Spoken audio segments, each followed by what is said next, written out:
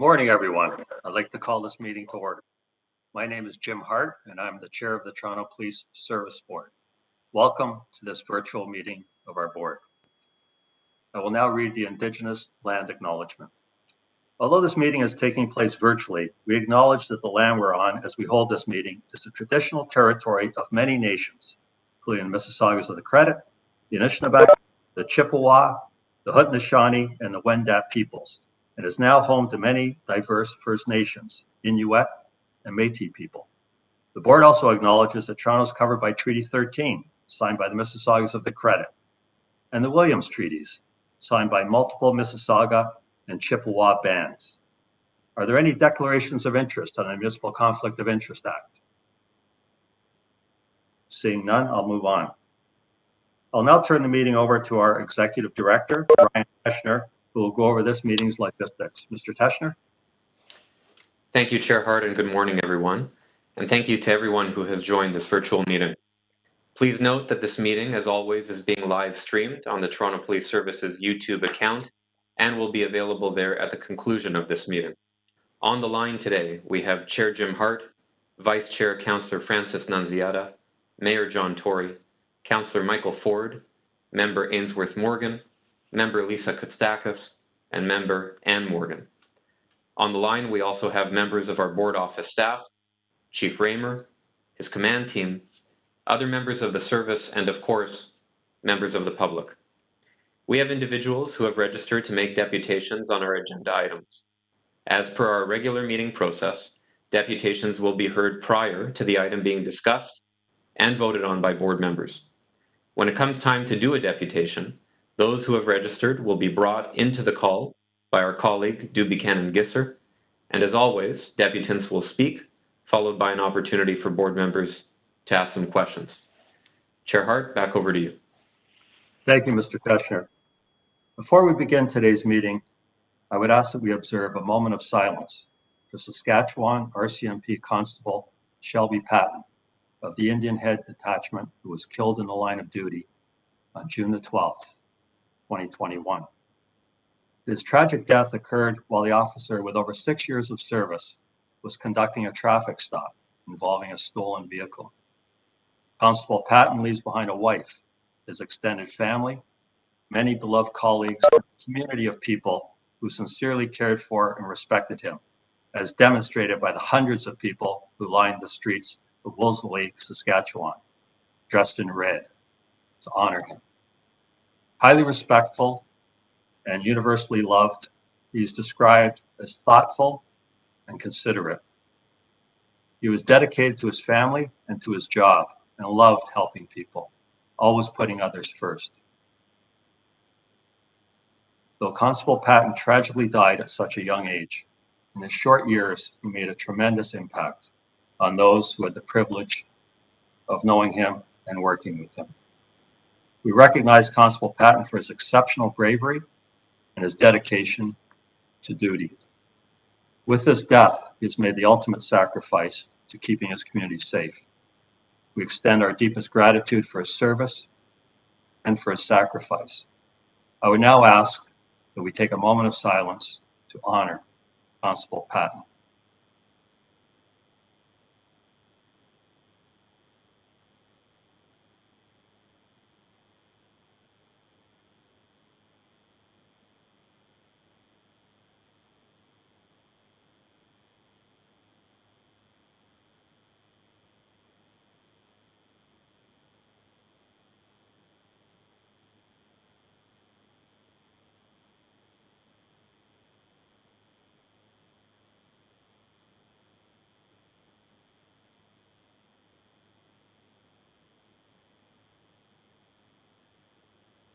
Thank you.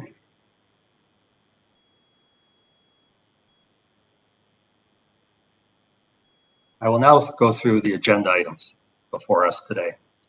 Item number 1 on the agenda is the confirmation of the minutes from the virtual public meeting held on May the 20th, 2021. Can I have a motion to approve those minutes? Vice Chair Nunziata, could I have a seconder? Ms. Kostakis, all in favor? Any opposed? Item number 1 carries. Item number 2 is the 911 Crisis Diversion Pilot Project. We have a presentation, so item number 2 is held down. Item number 3 is a report from our Auditor General, the Toronto Police Service IT Infrastructure Cybersecurity Assessment Phase 1. Does anyone wish to hold this item? Ms. Kostakis? No? Okay, actually, I'm going to hold it down. I will hold down the item. I just have a couple of very brief questions. I believe, Mr. Chair, I believe that we have a deputation. Yes, and we have a deputation. Sorry, Vice Chair, thank you very much.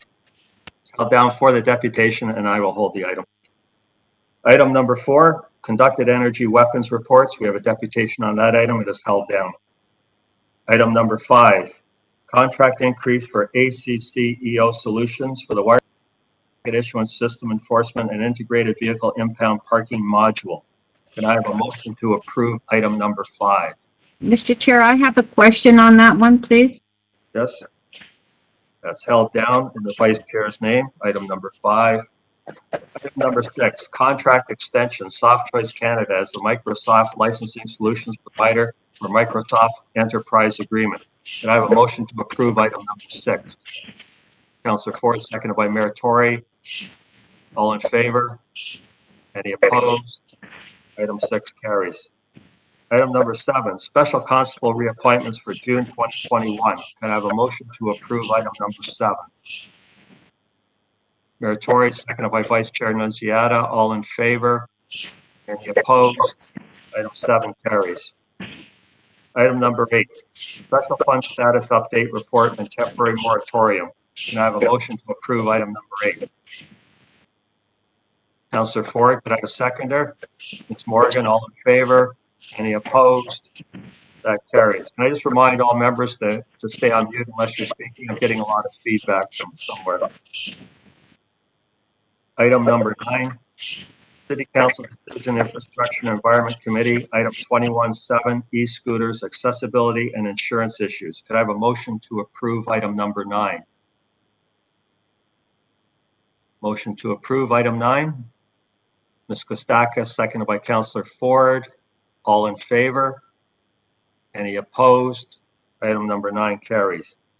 Item number 10 are the 2021 budget variance reports. We have a deputation on item 10, so that's held down. Item number 11 is the Toronto Police Service Board's race-based data collection, analysis and public reporting policy progress update on implementation. We have a written deputation from Nicole Corrado. I'd like to thank her for that. Members, does anyone wish to hold item number 11? Seeing none, motion to receive this report. Vice Chair, seconded by Councillor Ford. All in favor? Any opposed? Item number 11 carries. Item number 12, the annual reports from Special Constable employers. We have a deputation on item 12, so item 12 is held down. Item number 13 is the annual report, April the 1st, 2020 to March the 31st, 2021, grant applications and contracts. If no one else wishes to hold it, I have a brief question. I'll hold it. Anyone else wish to hold it? Yeah, I'll put it down in my name. So item number 13 is held.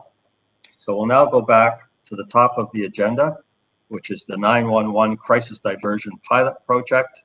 And I believe we have a presentation from Deputy Chief Peter Ewan, whenever you're ready.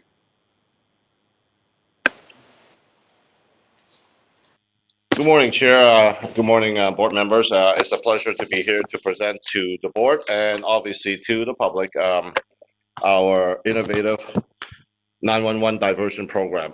For the next 15 to 20 minutes, myself and Staff Superintendent Carter will take the board through a brief presentation of an overview of what this pilot project will look like. Before I start, I want to thank Susan Davis. She's here with us today virtually. Susan Davis is the Executive Director of Gerstein Crisis Center, and she's been instrumental in working with Staff Superintendent Carter and the team at the Toronto Police Service and bringing us to this stage today. And we're very encouraged that this pilot will be launching very soon. I'm confident this project will provide trauma-informed and harm reduction community-based approach to crisis response. This model will pilot as the City of Toronto also works to deliver their alternative response service model, Community Crisis Support Service pilot, to begin in 2022. We intend to share our best practices learned and all the metrics collected from our pilot with the city as we move collaboratively towards a non-police response to mental health crisis. This is a part of the solution being offered by the Toronto Police Service in response to one of the board's recommendations for a non-police response option to mental health and addictions crisis situations. Next slide, please. We do recognize some mental health related calls coming into 911 can be addressed by non-police responses. But this pilot will quickly connect inbound 911 callers experiencing non-emergent mental health related issues directly to mental health professionals and crisis support. The board and the service are in the final stages of the MOU process with Gerstein Crisis Center to collaborate on this pilot.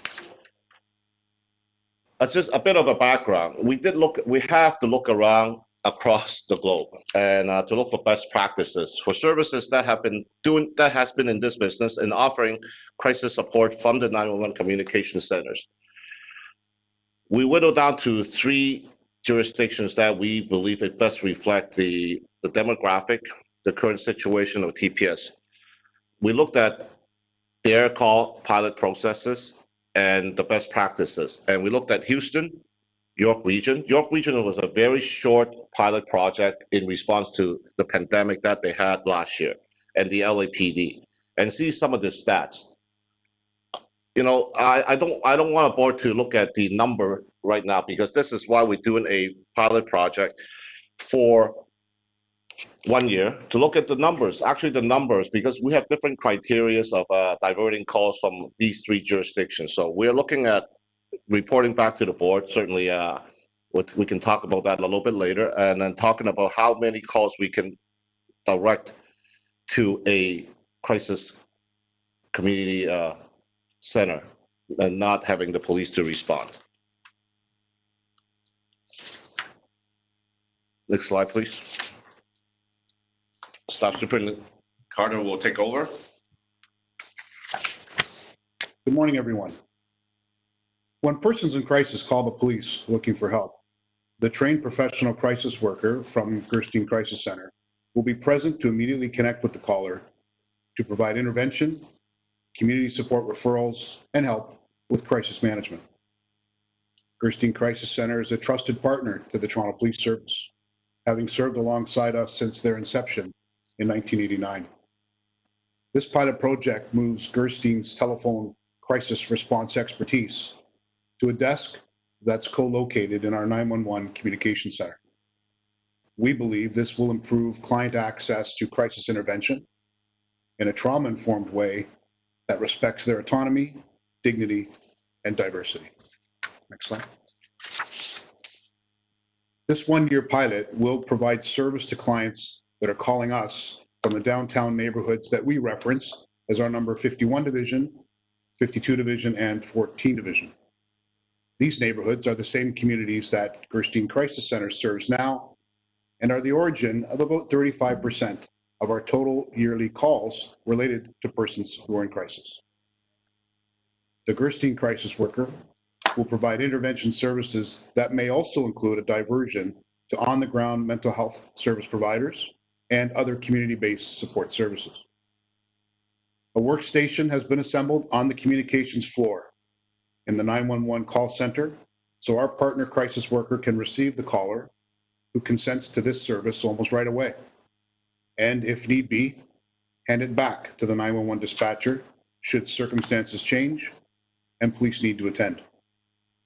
Sitting among all of the emergency communications operators is also designed to make our partners feel part of the team, notwithstanding their work is done separately and distinctly. Gerstein members will be included in any critical incident aftercare and debriefings using our own critical incident response team and Gerstein Crisis Center internal supports. Technology and infrastructure is deliberately installed to provide the confidentiality protections for the interactions of the crisis worker as required under law. Our partnering Gerstein crisis worker has specialized training in mental health crisis response from a trauma-informed lens. And our goal in delivering service to our mental health and addictions communities remains to preserve life. And we believe this partnership will provide early intervention, avoid the attendance of the police at events that can be resolved safely by our partners, and reduce the stigma of crisis sometimes felt by clients when they intersect with the police. Using professional crisis workers hired and trained by a trusted community partner in crisis intervention. Gerstein crisis workers receive training by us on process and the use of our technical systems in the communications center. All of our Toronto Police Service communication operators receive training on process related to this project, including the scope and anti-bias and anti-oppression practices in service delivery. We believe through this partnership that our communications operators will learn about alternate mental health service delivery and the resources available in the city, as well as new ways of asking questions and gathering initial information when a person in crisis calls us.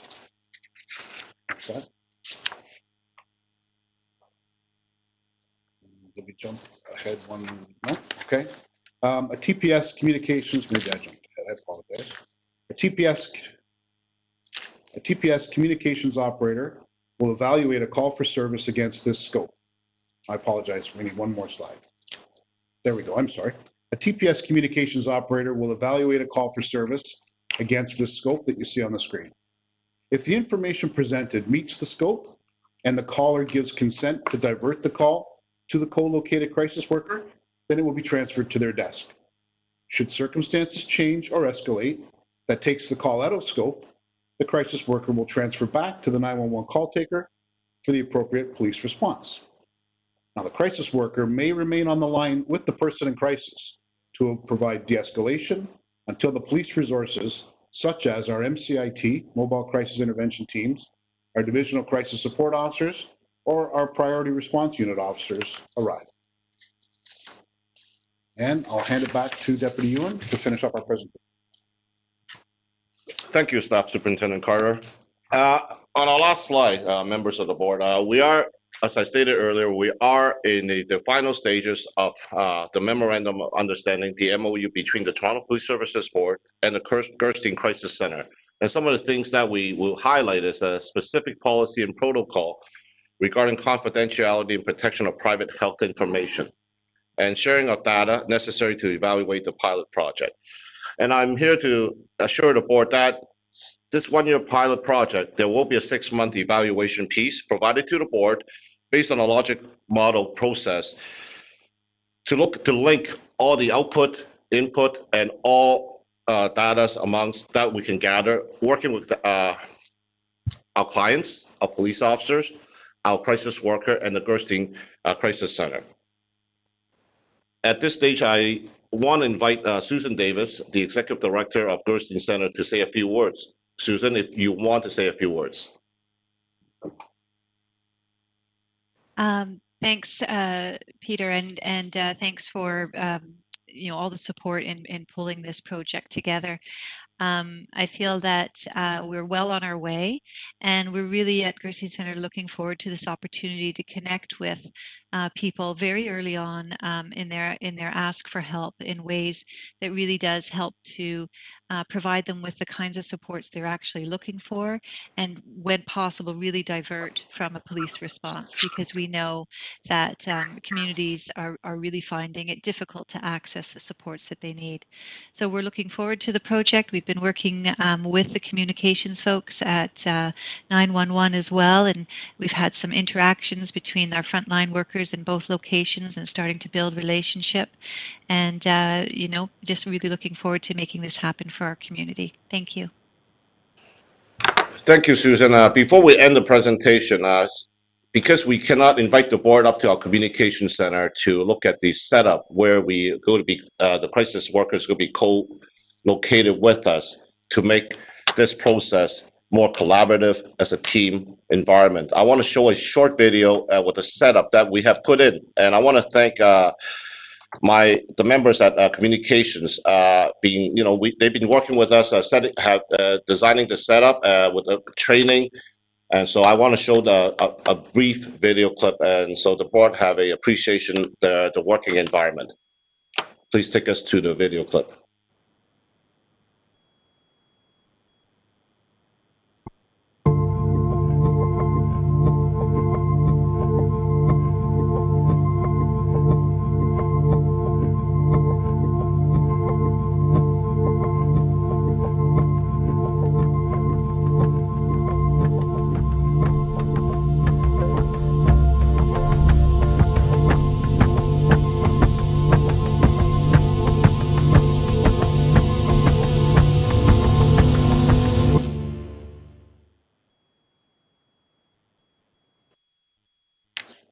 So as you can see, that is our setup in Communications. They're co-located right next to our dispatchers for 51 Division, 14 and 52 Division. So calls could be transferred timely in their timely communication. So that desk has been set up specifically for our crisis workers from Gerstein Crisis Center. So at this stage, board members, I would invite any questions we can answer. Thank you, Deputy. Board members, questions? Mr. Morgan? Yes, thank you, Chair Hart. And thank you for this presentation. I think it's critical in terms of looking at ways of responding for those that are in crisis that may require an alternate approach. So I appreciate the presentation. I was just wondering if you can maybe help me understand. I understand, a better description when we talk to types of weapons, because I think, to be honest, almost anything can be considered a weapon. So I'm just wondering if there is a scale or a how that will be sort of evaluated, recognized. Is there sort of a scale of types of weapons, or is it just, I'm just trying to get an understanding how that determination regarding a weapon will be defined. Thank you for that question, Mr. Morgan. Yes, it is. A weapon could be anything. Could be a chair, could be a butter knife, could be a rock. And this is, I want to stress very much so. Those conditions were put in, they're organic, and they will be reviewed on a week-to-week basis. It's my intention every week we'll have a debrief on all the calls that has taken place once the pilots start. And we will be expanding some of our criteria. But the most important thing is for our communication operators and a Gerstein crisis worker to collaborate and to work together and see if this is a call that is suitable for Gerstein to take from a non-police response. So right now, Mr. Morgan, the parameters have been set, weapons, but you're absolutely right. It could be a tennis ball. We don't know that. And so we are going to continue to expand. And like I said, the conditions right now are organic and they will be expanding. And what you see today, it may change in 3 months regarding the calls that a Gerstein crisis worker can take off the hands of the Toronto Police Service. I hope I answer your question, sir. Yeah, I thank you for that. I appreciate the trying to create sort of that distinction. So I just want to make sure that from a community perspective, that this is really clear, because as you said, the person could be holding a rock, it could be a chair. So if they say they have a weapon, and does that mean if they have a rock or they have a chair or they have another item, and a cell phone could be considered a weapon if it's used in an aggressive manner. So I'm really hoping that part of the expectations is sort of really sort of teased out, so we are able to have a better understanding of how and when and if response will be based on that type of category. Certainly, I just want to add, the word weapon. We're not married to the term. As soon as someone says it's a weapon, certainly there will be more of a deep dive into the situation, okay, and also the context of the call, the environment, what location, where the call is coming from, what are other situations impacting the caller, all the calls, all the person in crisis. So these are all things will be discussed before we decide, is it a police versus a non-police response. I wonder if I could add to that as well, if you don't mind, just starting to think about how it is we're really going to make the diversion happen from the 911 call operator to the Gerstein crisis worker, and I think it's going to happen iteratively over time as trust and comfort grows between the two providers. But we've already begun discussions around, some of the more high imminent risk kinds of scenarios and what a crisis worker may still be able to help with.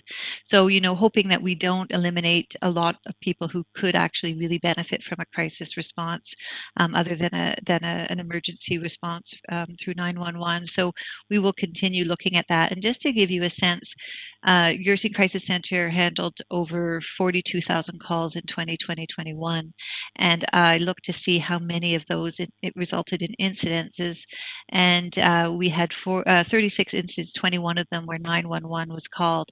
So I think that we know that the mental health community and people living with mental health issues aren't necessarily at any greater risk for violence than the general population, and more likely probably to be victimized. And so we want to make sure that we aren't continuing to stream them into responses that aren't going to really address what it is they need. So we're working very closely with TPS and the 911 call operators to really strengthen how that diversion happens. Thank you for that explanation. I think it's important to acknowledge, the other mitigating factors that will contribute to the call and an incident. So I think that's really important to frame in the explanation and in the rollout. So thank you very much for the explanation. Board members, any other questions before we go to speakers? Ms. Kostakis. Good morning. Just wondering about just wondering about the training piece of it.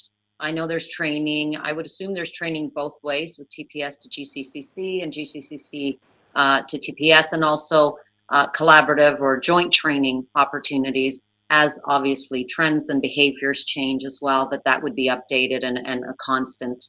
And also for our community.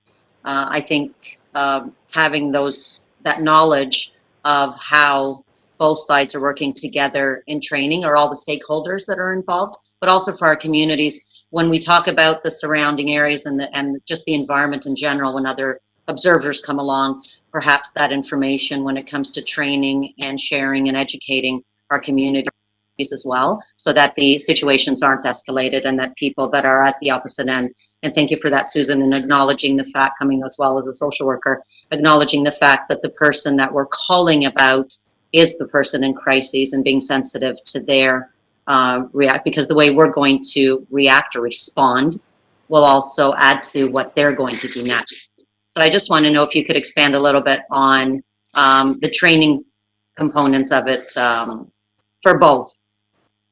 Certainly, I'm going to ask Staff Carter to address some of the training components, because, as I said from the onset, that Staff Carter and Susan has been working tirelessly for the last several months, interacting almost daily basis to get this off the ground. So, Staff Carter.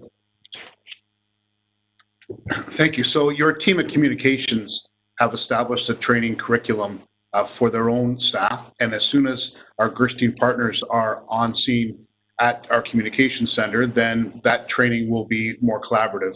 And that's about processes. It's about getting used to the language that police use and the language that police use in a communication center, and of course the technology that's being used. But we are absolutely looking at opportunities to also train our communications operators on how they could receive those calls from people that are in crisis in a better way. And so we look forward to opportunities to learn from Gerstein, as much as I hope that Gerstein, at least the crisis workers sitting with us, hope to learn from them. There is a detailed curriculum, which I can share with you. I don't have it with me today, but I could make that available if you needed to see that. And I think you'd be impressed by what the thought that they put into that. And we've had many discussions around this as well. And I'm not going to show that video that they showed of the all the technology to any of the crisis workers until they agree to actually work up there. So because that's the intimidating part. They're really going to have to learn a different technology, than what they're used to. But we've also already had numerous meetings, staff to staff. We've done a full presentation about Gerstein to the call takers at 911, and as well, they have actually come and shadowed here at Gerstein Center, seen Gerstein, see how the crisis workers respond at this side. So next step is us going there, but certainly really acclimatizing each other to the different cultural approaches, really, of addressing this and learning more about how it is we can work together and understand each other is going to be key.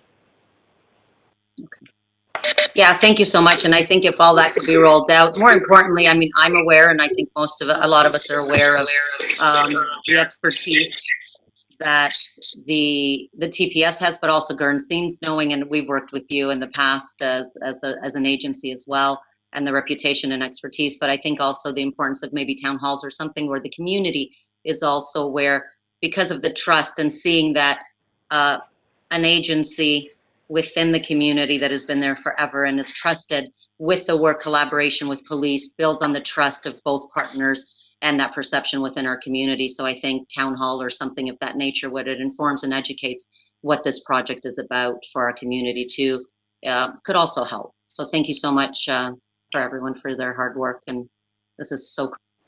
Yeah, thank you, Ms. Kasakis. I just want to add that it is our intention. Once the pilots get off the ground, there will be training with our frontline officers, with our MCIT teams, Divisional Crisis Support Officer, and the TPS as a whole, of this value of this great program and some of the lessons learned that could be applied. And certainly we are intending to communicate with the public. First of all, with the communities in the neighborhoods in 14, 51, and 52. Also, I hope this will serve as a very, very good, information or learning opportunities for the project that the city is about to launch in 2022. Their non-police response to crisis, because we hope to share our data, our lessons learned, and the opportunities, so the city can work with us. Beginning of 2022, crisis 911 crisis crisis work on our communication center, and their teams out there working with our MCIT officers to get to the best end state to respond to mental health crisis within the city of Toronto. That is our end game, the long-term goal. So thank you for that question. Thank you very much.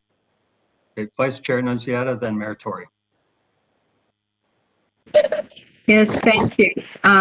Just a couple questions. At what point does the crisis worker call in the police to attend?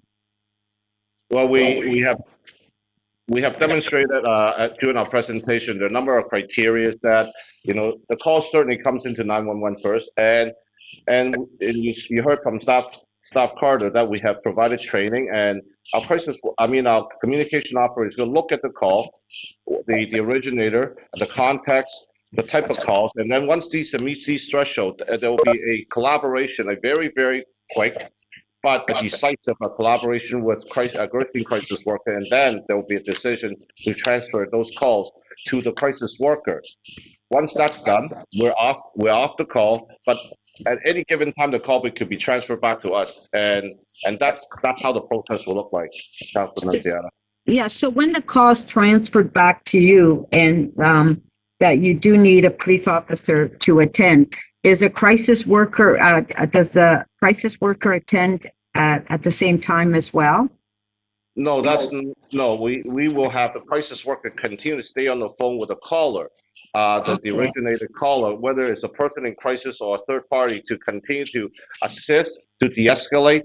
And we talked at the previous board meetings that we have expanded our MCIT capacity. So it is our hope to have MCIT to get to these calls as much as possible, and also secondary secondarily backed up by a divisional crisis support worker who has enhanced mental health training so to get to these calls. But during the calls that are transferred back to the TPS, the Gerstein crisis worker will continue to stay on the line until the police arrive to de-escalate, to help the caller. So what happens if a family member calls the crisis center and that family member feels that there's a danger and that you know, there is a weapon? So what happens in that case? Is the crisis worker speaks to the family member or directly to, you know, the individual that's in crisis? Because sometimes the family member will call and feel threatened and wanting a police officer. So what happens in that case? I can't give you a definitive answer. You know what? The crisis worker has training, and I may ask Susan to take that to supplement my answer after I finish. Councilor Nunziata, every call is different. You know, if a family member calls in, certainly the crisis worker will engage the family member. But I cannot say to you that the crisis worker cannot engage the person that is not the third party, because it's very situational, and every call has its own unique backgrounds, and you know, so I cannot give you a definitive answer. What if this happens, that happens? So you know what, the crisis worker are trained to de-escalate and to speak to as many people as possible. So now maybe I ask Susan, because I know Gerstein has received many calls, and those calls goes directly to Gerstein in situations like that. Maybe you can give a better lens to my answer. Sure. I mean, I do think, Councillor Nunziata, that this is an area that I think we feel quite confident we can make those kinds of judgment calls on. And as I gave you the data before, you can see it's not something we do lightly. We really try to provide a response that doesn't involve police response. But I think our staff are very well trained to know when that is, in fact, what's needed. In terms of your question about if a family member calls, the way the crisis center works right now, whoever's calling is the person we're actually responding to at the first stages. And sometimes that's actually the only place we end up providing support is to the family member, helping to guide them, giving them some help and advice, and as well, you know, emotional support to deal with what's going on. And sometimes that's all we do. But in other instances where they may want us to respond to the person that they're concerned about within their family, we'll make that kind of a connection as well.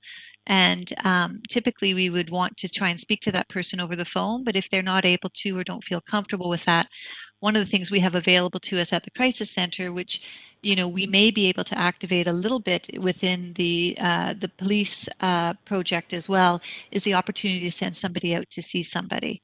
But I think the important thing to remember is no matter what, this is all going to be on a consent basis. And so, you know, even when the 911 responder, they won't be transferring someone who says, no, I want the police, to a crisis worker. They will have to agree to talk to a crisis worker. And so, you know, consent will be part of this whole process.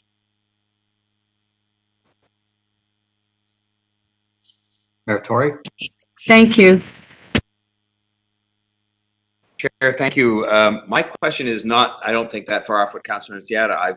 Ms. Davis won't have had the advantage of, I don't think, of reading the report on conducted energy weapons that's coming up. But in there, it makes reference to the possibility of installing, what do they call it here?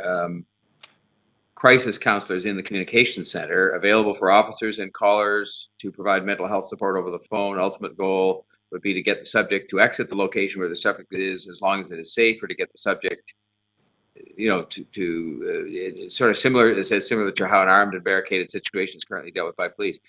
Is this one and the same thing? Because this report, of course, devotes itself more to how we're going to sort of divert calls and that process, which is very important. But it really speaks to the sort of role that will be played once the call is diverted. And I'm assuming this is one and the same thing. So we'll have the advantage of this pilot project of sort of looking at this suggestion that's made by the report, that is meant to sort of talk about ways in which you could not have the use of conducted energy weapons, or any other weapon for that matter. Did you see the function as being kind of what I read from that report? It's really what Councillor Nunziata, I think, asked as well, in a way.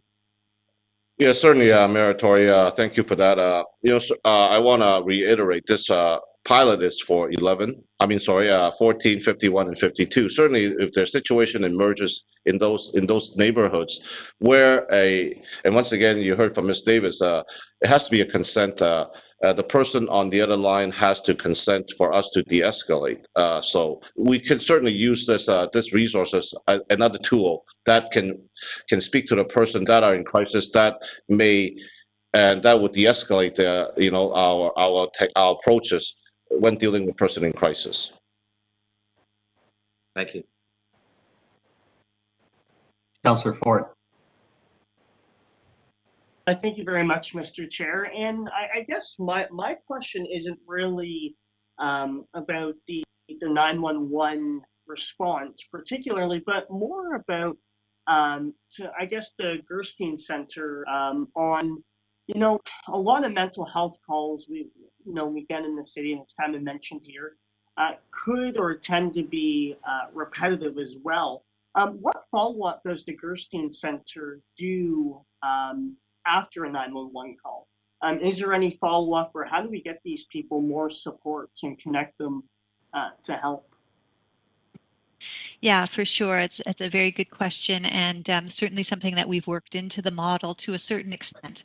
The model really, funds crisis workers to be co-located at 911, and there's limited what can be done from that. Of course, we're going to leverage resources that we can access within the community, and we also have a component where follow-up will happen post the crisis intervention or the 911 call over a short period of maybe up to 3 to 5 days to 30 days kind of idea. So we will be staying in touch and trying to make sure that they connect to the resources they need in the community. We're also really familiar with, repetitive calls, and have done lots of work to try and help people actually get what they need. So that won't be unfamiliar to us. Thank you very much. Board members, any further questions? I just have one question before I turn it over to speakers. In the MOU itself, and this is probably a question for Ms. Davis, the MOU itself, it talks about when crisis workers will action calls. And the last bullet point says, second party callers concerned about the welfare of a non-violent person suffering a mental health crisis. Can you just give me some sense of the checks and balances that are put in place to verify that when a second party caller calls in something like that, says, hey, this person is not violent, what are your checks and balances to determine that, yes, that is actually the case? Well, I mean, one of the things that we, when we're in the community, of course, we go out and see people. And so we have a lot of checks and balances in place before we go out to see somebody. When you're responding over the phone, the safety is a little more established in terms of for your crisis worker.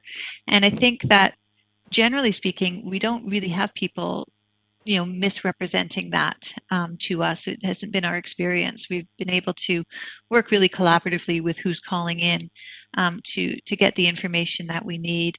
And I think the crisis workers are very skilled in asking the questions to try and really get to the issue at hand. And as that process happens, you learn other information. So they'll probably ask, who else might be in the house? What else might be going on? Do they have any fear for their safety? Are they safe right now as they're calling? Where is their loved one located right now? There's a lot of work done on that sort of level. So there's, I think, a fair bit of trust with folks calling in that they're going to tell us what's going on, but also, asking the right questions in trying to really understand what is in fact going on at the time. Thank you for that. I think that's the end of questions. Members who wish to speak to this item? Anyone wish to speak to it? No, I'd just like to thank you very much for your presentation to all involved. It was an excellent presentation, and I think you've started this sooner than we actually had anticipated. I know a ton of work has been put into this, and I want to thank everyone involved on behalf of the board for a job well done, and we're looking forward to some great results. So board members, can I have a motion? I'd also like to thank Nicole Corrado for her written submission on this item. Mr. Chair. Yes. Mr. Chair, it's Ryan. I believe the chief indicated he'd like to say a few words before you take it to the board. Great. Okay, Chief, when you're ready. Yes, thanks, Chair. No, I just wanted to acknowledge the fact that this is a top priority for the organization, for all members in the organization, and for me, as we have said repeatedly.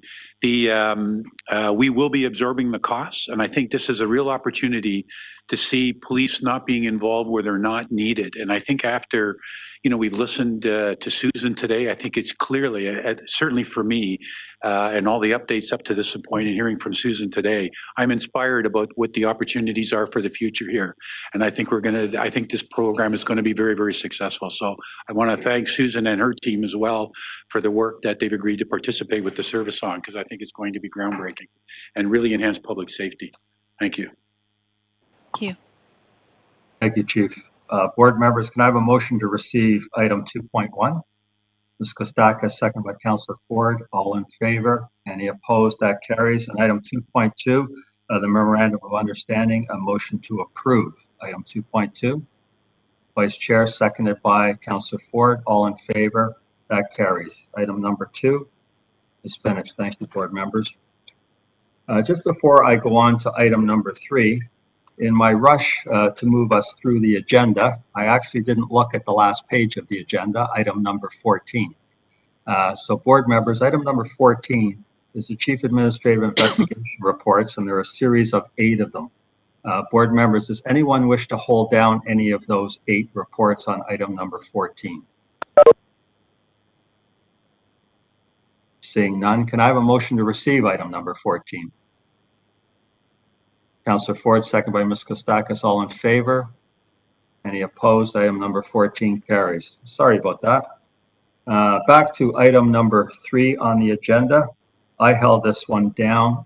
Board members, anyone have any questions on item number 3? Seeing none, I just have a question for the AG, and I see her there on the line. Mr. Chair, we have a deputation on number 3. Oh, geez, thank you. Once again, I didn't see that. Thank you. You're keeping me straight, Vice Chair. Can you put Derek on, please, Doobie? Yes, sir. Derek, you should receive a prompt in the system now. Can you guys hear me? Yes, we can. Go ahead when you're ready. Jeez, I got to thank Councilor Nunziata. That's the second time she saved me from you skipping over me on an item there, Chair Hart. You're slipping. I tried hard, Derek, but no luck. Well, you're trying really hard to slip, so you're doing a good job of it. Okay, so, I'll keep it up. I just want to say, by me speaking at this meeting, this shall not be deemed to be in any way my consent expressed or implied. In doing so is fraud. God bless Her Majesty the Queen, and long live Her Majesty the Queen. Let the record show as the regulations of the Reopening Ontario Act apply to a person and or individual. If I have ever led the Toronto Police Services and or this board to believe in any way that I am a corporation and or a natural person as defined in the Legislation Act of Ontario, then that would be a mistake, and that I ask all of you to please forgive me. So Chris Langenfeld actually had a question for me recently regarding the Auditor General. I didn't really have an answer to, but I don't know if this helps. And I don't know if the Auditor General has that Crave channel that you can get as part of your cable TV package, but if she does, I just wanted to point out to her that there's a 4-hour, 2-part documentary called Crime of the Century.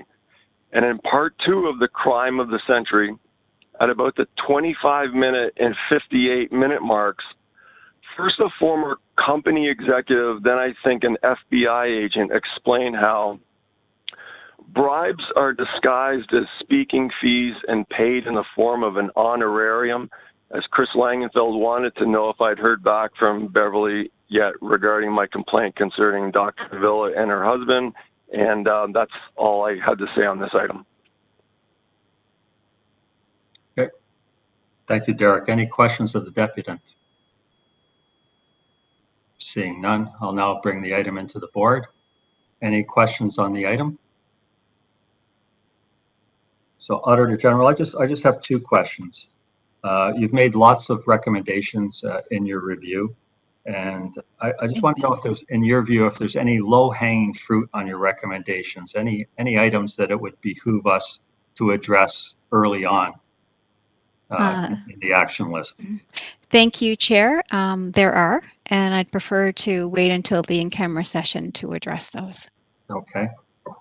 And my second question is, and I think this is certainly a public question, in terms of the management of security. I know the City of Toronto has that a new position that they started over the last number of years. I'm just wondering, in terms of boards, in terms of setting up a security office within boards, your recommendations are driven by size of boards, or when would you do that and when wouldn't you do that in terms of a board? In relation to the Chief Information Security Officer position?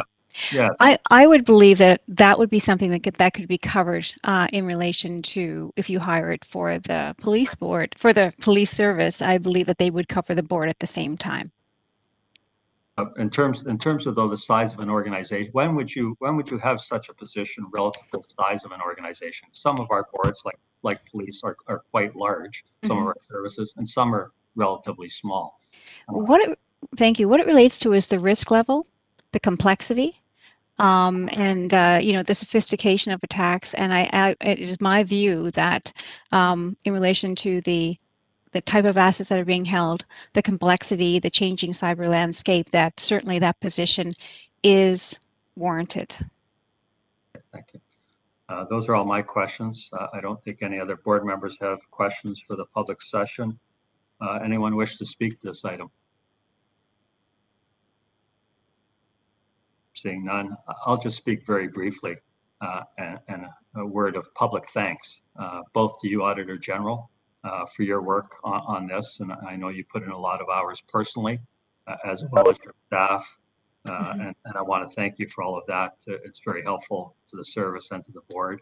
And importantly, I want to thank the service led by the chief for all of their cooperation, which you told me about numerous times, how cooperative they were, all of the documentation that they provided you with, and all of the access they provided you with. So correct.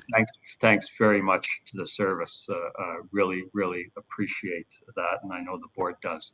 Chief, I don't know if you want to make any comments or not. If you do, I'll let you do that right now. No, I just thank the Auditor General as well, and there's some very good recommendations, and they identified some issues that definitely need to be rectified, and we're going to move in that direction. Okay, thank you, Chief. So to the board, a motion to receive this item number 3. Motion to receive. Vice Chair, seconded by Ms. Morgan. All in favor? Any opposed? Item number 3 carries.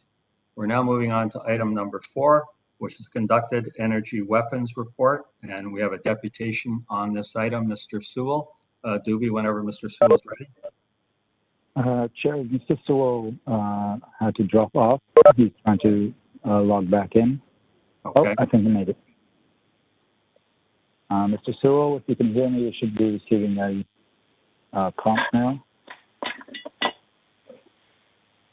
Mr. Sewell? Hello?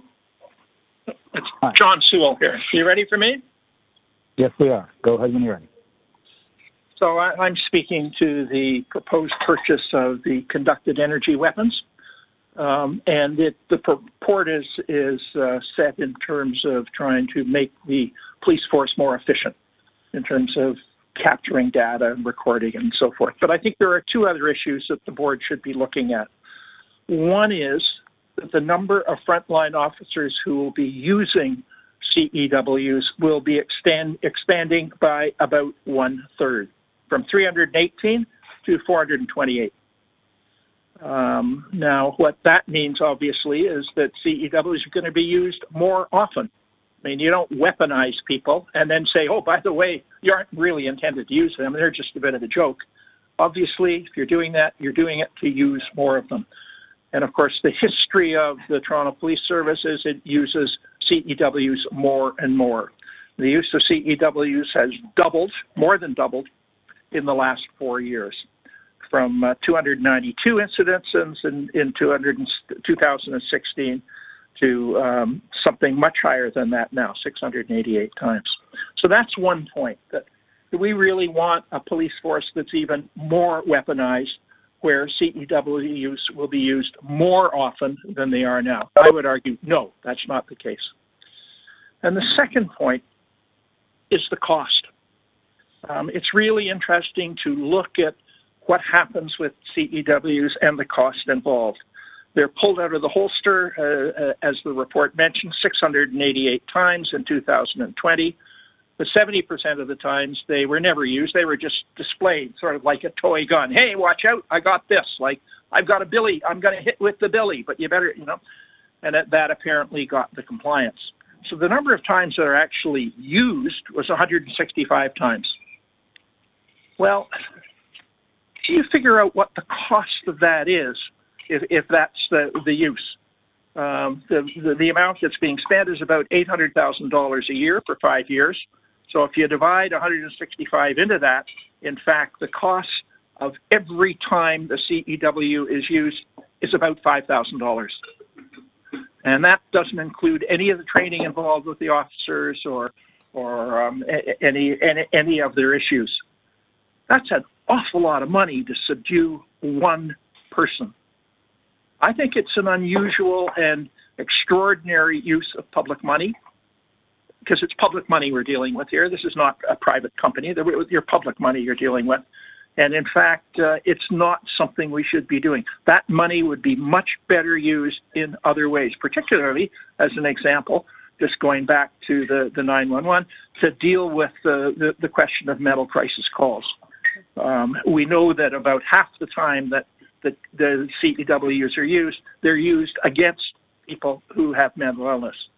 So that's a good reason not to do it. And I might just add that the same thinking is true of guns. Guns are used by Toronto Police about 20 times a year. Every officer has a gun.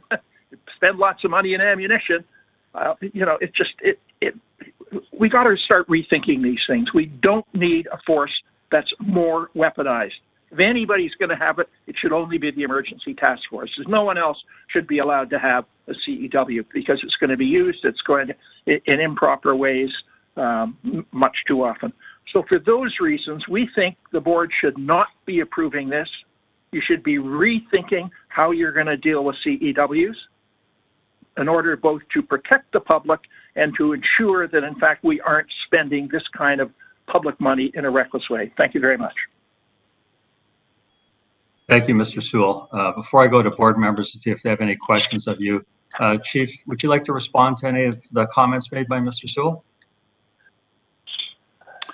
Yes, thank you, Chair Hart. You know, the board approved the use of CEWs by all frontline officers in the service back in 2018.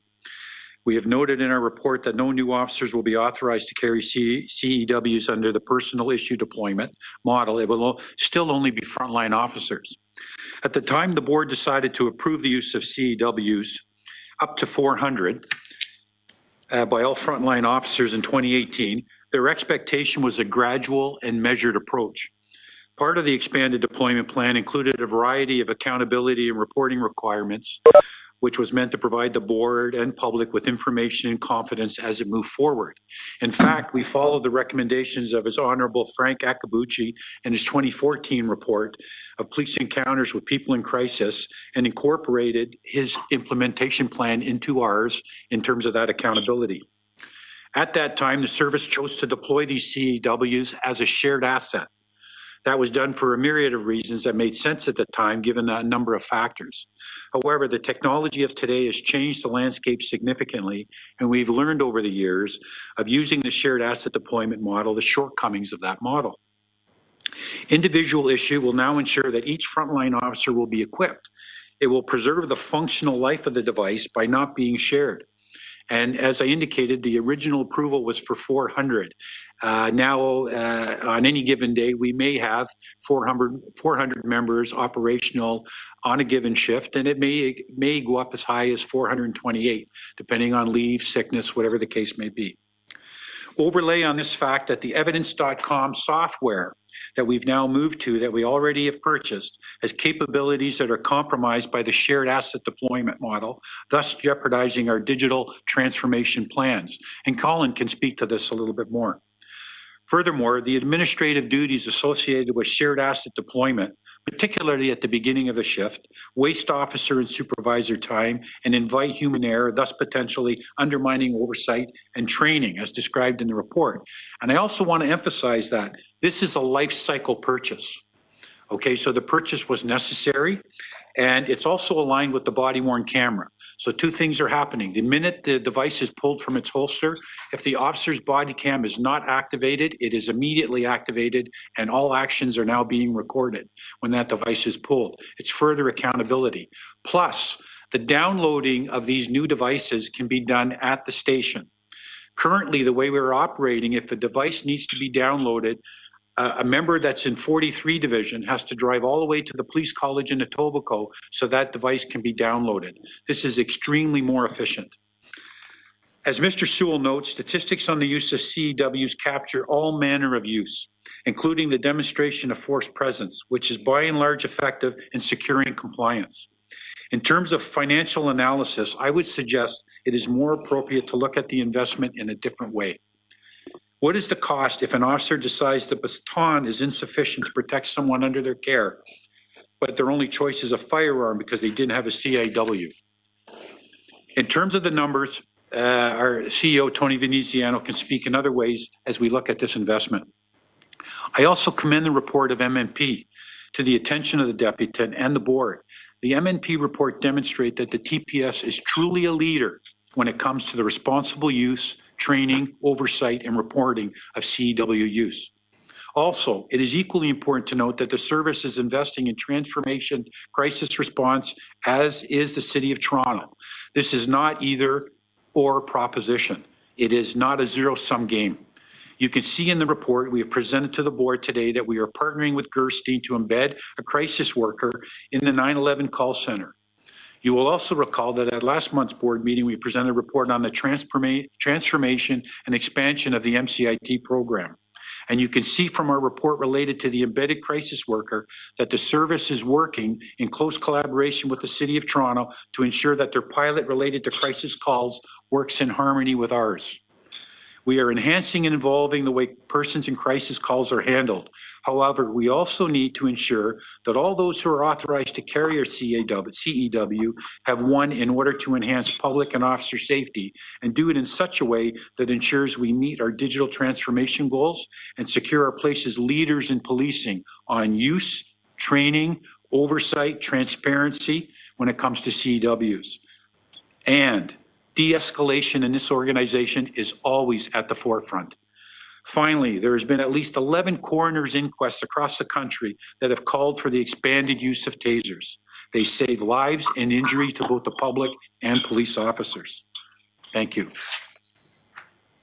Thank you, Chief, for those comments. Board members, questions of Mr. Sewell? Do I get to reply to that, or? Go right ahead, Mr. Sewell, if you like. Any questions? Yeah, sure. If you keep it brief, it's not normal process to reply, so if you keep it brief, Mr. Sewell, go right ahead. Well, I don't think Toronto Police should be the leader in CEW use. I think they should be the leader on nonviolent response. That's what you should be known for, not for saying we use our weapons really, really well. It's good to talk about de-escalation, but it's very hard to talk about de-escalation when you've got a CEW or a gun in your hand.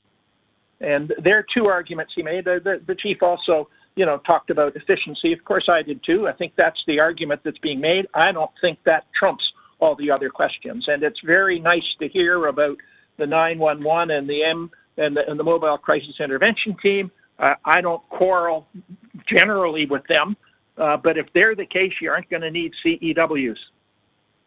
So I don't think the argument is a strong one to proceed. Okay, thank you, Mr. Sewell. Any questions for Mr. Sewell? Mayor Tory.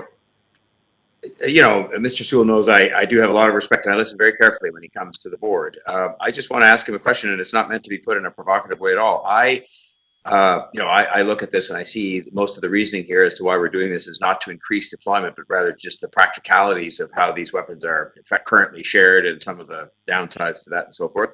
But you know, and I recognize that we have put a huge emphasis on trying to increase de-escalation and put all these other mechanisms into place, including ones Mr. Sewell did acknowledge that we've been discussing today, like at 911 crisis centers and the mobile crisis intervention teams, and ultimately the city is, I think he knows, is working on a pilot that will be started in the coming months with regard to an alternate response mechanism entirely that's non-police. But I mean, the question I have, anytime I see a person in crisis or anybody else get killed by a police bullet, I ask myself the question, well, would I rather that and I've asked questions, as the board will tell you, I think I did it in public, about whether we needed to have every officer with a gun, because I would rather they didn't, but I don't know how you decide who does and who doesn't. And there's some regulatory reasons for that, but I would just ask Mr. Sewell, I would rather that some of these officers have a taser in their hand when they're confronting somebody where they can't use de-escalation successfully, as opposed to a gun, because I think it can be argued that even in those relatively few instances that they're used, and I agree, it's a high cost per use, but what's the cost of a life that gets lost with a bullet? Whereas the life, it said it right in the report, I think we've never lost a life in Toronto with the use of a taser, thank goodness, and I hope it never happens. But I say that not to be provocative to Mr. Sewell, but just to say that's the way I look at it, and say, well, look, better they should have a taser in their hand if they have to have something beyond persuasion and de-escalation, as opposed to a gun. And I just... Well, I suggest you look seriously at the Metropolitan London Police, where they respond to something like 3,300 cases a year involving violence without guns, without CEWs, without tasers. You could do it too, and it's just a matter of saying, sorry, that's something that we're going to do. And, to make the assumption that you've got to continually give more and more officers of frontline tasers is wrong. I mean, the point is, it's the report that says that the number of frontline officers is going to increase with tasers from 318 to 428. That's not me. That's the report. So if there's going to be more of them out there, they're going to be used more often. We have no question about it. So, but I think if we took the other position, let's just back away from that in fact we'd find that we could resolve many of the situations without them. We've certainly seen lots of the data where people have been killed, where it was clear that there were good other things that the police could do. I'm just thinking of that poor gentleman outside Toronto East General Hospital who had a pair of scissors surrounded by 8 police officers who was shot to death. And it could have been tasered too, for all we know. But come on, there are much better ways of dealing with that. Violence is not the solution to these kinds of issues. Any further questions for Mr. Sewell? Once again, thank you very much, Mr. Sewell. We always appreciate hearing from you. Before I go to questions of the service, I just wanted to make note that I received a note from Steve Lurie and Jennifer Chambers, the co-chairs of our Mental Health Addiction Advisory Panel, and I'd just like to read it briefly for you. It says, MHAP looks forward to discussing the CEW review with the TPS in the fall. We are in full support of the Crisis Call Center pilot with Gerstein Center and believe it's a good first step in building more civilian crisis response. We look forward to reviewing the results of the pilot. I just wanted to read that to board members. Board members, any questions of the service? Start with Mayor Tory. Chair, yes, thank you.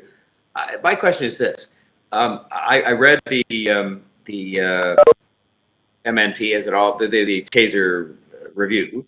And of course, I read the proposal with regard to the $4 million for the more tasers. And I listened to the chief just now, and I realized most of the rationale for buying the tasers, additional CEWs, is this practicality, I'll call it, of them being shared around and so forth, and all the points the chief made. Is there anything, because I always am reluctant, in the report was quite complimentary, the report of the use of tasers, and I agree, notwithstanding how Mr. Sewell characterized it, I think we'd all like to see these things used as little as possible. But so it was complimentary to us in terms of the training and all the rest. Is there anything in that report that would cause you, because normally you would have probably a gap between the time you got a report like this, a discussion with Mr. Lurie and Ms. Chambers, for example, and then a purchase of further tasers, even for practical reasons, like practical meaning sharing as opposed to increased use. I just want to make sure before we approve the $4 million, if that's what goes on, that we have sort of taken into account the report and what it has to say, and anything that might influence in terms of whether you bought 3 million or none or twice as many, and just to make sure that that's all been kind of read together, as opposed to just seeing these two things come together that seem to be, in a way, I just want to make sure that they fit, that the report leads you to say, yes, it's the right thing to do for practical or other reasons to buy. And is that something that the force has taken into account in the service?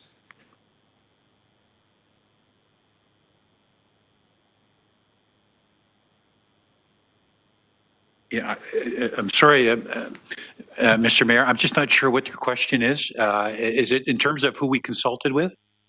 No, the question is this: when you have you're buying $4 million worth of tasers, and you're doing it largely, as I understand it, for sort of, I'll call them practical reasons. It's reasons of this sharing business and the pass off between assignments and whatnot, and that is, for all the reasons you said, that is not the best arrangement. At the same time, we just had a report that must be 100 pages, and it's largely complimentary, as you said, about the tasers. And I want to make sure we've read the two things, we've done the two things together, so that the number of tasers we're buying and the fact we're buying more at all, and all this, even for practical reasons, is consistent with what the report says. Because normally you wouldn't do it this way. Normally you would have the report come, you'd have the review with our experts on this, which are to do with the use of tasers generally on people as opposed to de-escalation or other things. And then you would see if you needed more or needed to have more deployed. And I'm just wanting to make sure we've read this all together. I regret the fact that our experts that we're going to see them in the fall after we've already bought 4 million worth of tasers. But I just want to make sure we're thinking it all through in the context of the timing, that's all. And that you've read the report alongside your recommendation to buy more tasers. Yes. Okay. Well, yes, and we have, and really, and I'm going to let Tony speak to this a little bit. What's happened is that we were, as I had indicated, this is a life cycle purchase, so we're going to have to replace these devices because the ones we have are not going to be functional anymore, nor will Taser actually be making them and repairing them. So it's a life cycle purchase. What has really made this advantageous now is financially, given our body-worn camera purchase and our desire to align them for an accountability and transparency purpose. And in fact, although we have that number of 318, that's generally, we use that number because that's maybe what's available in terms of those ones that are broken, they're not able for deployment, they're being repaired, so that's all we can put out. But originally, I want to emphasize that 400 were approved for us to actually use. So the number now, like I say, we may have a maximum of 4 to maybe 430 officers are on the road on any given day. And so the actual increase is not that significant, but it allows us to move to a much better device that is more accountable, it's more efficient, it's actually even has a it's more effectively deployed. The actual power of the instrument is less than previous devices. So it's a better device all around, but the big thing is accountability and transparency. But Tony, perhaps if you can maybe just speak to the purchase in over 5 years and the benefits that are as a result of that and our purchase combined with the body-worn camera. Yes, thanks, Chief, and good morning, board members. I think the Chief actually covered a lot of the things that I was going to cover in terms of the ability to pair the device, the CW, with body-worn certainly increases accountability, which then increases trust in the community, and that's something that we're always aware of. The other thing is that this is a tool that's used as part of a use of force continuum that very, very much requires on de-escalation techniques before we even would consider it. And to Mr. Sewell's point, respectfully, we'd like to use it even less if we can. So that cost, I guess, per his math, would go up even higher than the 5,000 that he mentioned. As far as the value proposition that's before us now, we are moving, and Taser or Axon is moving to a subscription basis. So really the question that we ask ourselves financially and from a value perspective is, assuming, and I think it's a good assumption, that the T2 is basically being phased out and will no longer be manufactured by Taser in 2025. So really the argument is, do we go with shared use or do we go with personal issue? And if you look on the chart on page 13 of the report, basically what it says is that for another $160,000 a year, we can put a device in every one of our members that's authorized and trained to use that device. When you look at the benefits, when you look at the accountability that it builds into the whole sort of model, I think that's value that's well worth spending. And so that's why we're basically recommending the move to, and Mr. Mayor, you're correct. There's a practical reasons why we would do it, so that in fact that tool is available to each one of our officers. Again, each officer then would use that as per the training that they get. And the other thing I want to say is, if you look at the Mnp report, there isn't anything really that is of significance. A lot of the things that they're recommending are things that we're actually already doing. They commend us in terms of our training and all of that, but we are committed to actually implementing each one of those recommendations that they do put forward. And so in my mind, this is a good value in terms of return on investment, and something that we are recommending very strongly to the board. Thank you, Chair. Board members, any other questions of the service? Seeing none, Chief, I just have one question relative to this investment. What can you tell us about injuries, both to members of the public and to our own officers, since you've rolled out CEWs? What does the history show? Actually, injuries are significantly reduced, and we do provide that data in our annual reports, and I can actually, I'm sure Savine and group could actually give you an update on that, but substantially less. I mean, as soon as you get into a hands-on with people, you end up, you're looking at people being taken down and broken orbital bones, broken wrists, fractured ribs, SIU investigations. Each time a taser is used, there's a command notification. Even if it's just used for display purposes, we're notified so we can monitor and see what's happening and check in to make sure that they're not being used inappropriately or there's de-escalation. The bottom line is there's a significant reduction in injury. And that's not just shown within our service, that's shown in every police service that's happening. And usually what ends up happening is a paramedic attends, the prong is taken out, and the person is dealt with, whether that's a person in crisis that goes to an institution or whether they're arrested and charged and go into our custody. And that's usually the end of any type of injury. That's the vast majority of cases what we're seeing, and it's clearly demonstrated in our statistics as well. Mr. Chair, we actually, Superintendent O'Toole, who heads up the Police College, actually has that number for you in terms of the experience in 2020. Good morning, sir. Just to reference our 2020 annual CEW report, we referenced 6 minor injuries in relation to the deployment of CEW. And in the last 5 years, we averaged 6.6 injuries per year attributed to CEW use. Thank you. Board members, any further questions? Chair, I would just like to correct one item as well. Sure, go ahead. In the UK, tasers are in fact used and are issued to their members.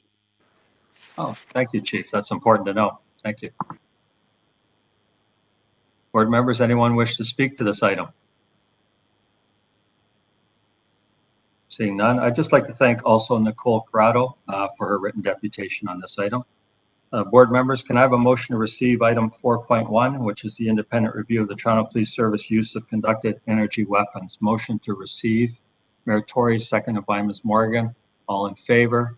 Any opposed? 4-1 carries. Item number 4.2 is to award a contract for the supply of conducted energy weapons, Axon Canada. A motion to approve item 4.2.